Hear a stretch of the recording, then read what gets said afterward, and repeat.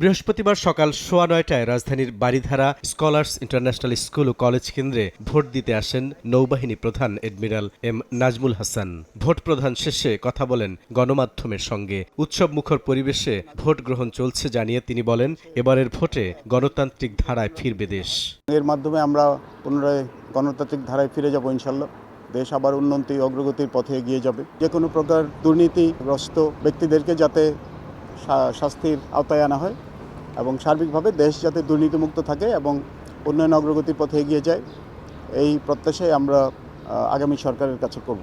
রাজধানীর Adamjee cantonment college কেন্দ্রে সকাল 10:15টায় ভোট দেন সেনাবাহিনী প্রধান জেনারেল ওয়াকারুজ্জামান। সারা দেশে শান্তিপূর্ণ পরিবেশে ভোট গ্রহণ চলছে জানিয়ে ভোটারদের নির্ভয়ে ভোট দিতে আসার আহ্বান জানান তিনি।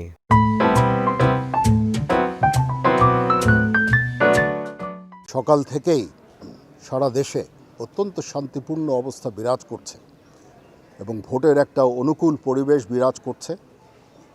আমি সকালেই খবর নিয়েছি সারা বাংলাদেশে কোথায় কি হচ্ছে।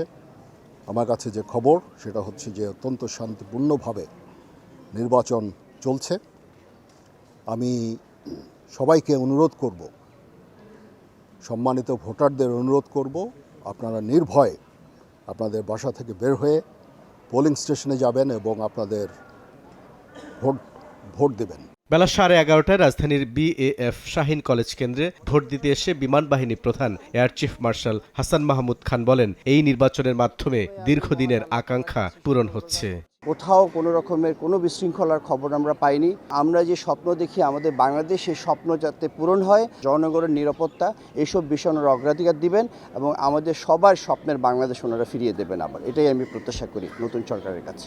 এদিকে রাজধানীর মোহাম্মদপুর প্রিপারেটরি স্কুল অ্যান্ড কলেজে ভোট দিতে এসে ঢাকা মেট্রোপলিটন পুলিশ কমিশনার বলেন, কোথাও কোনো সমস্যা নেই, চমৎকার পরিবেশে অনুষ্ঠিত হচ্ছে নির্বাচন। মানুষ দীর্ঘ 17 বছর পরে তাদের এই নাগরিক অধিকার ভোগ করতেছে। আমি তার সাথে আনন্দিত এবং এই ভোটে আমিও শরীক হলাম এখানে। তো আশা করি সারাদিন এইভাবেই যাবে এবং সুষ্ঠুভাবে ভোট গণনা হয়ে রেজাল্ট প্রকাশ করা হবে। ভোটারদেরকে কোনো রকম গুজবে কান না দেওয়ার পরামর্শও দেন ঢাকা মহানগর পুলিশ প্রধান। গত 6 মাস যাবতীয় গুজব শুনতে। বুলবুল রেজা, সময় সংবাদ, ঢাকা।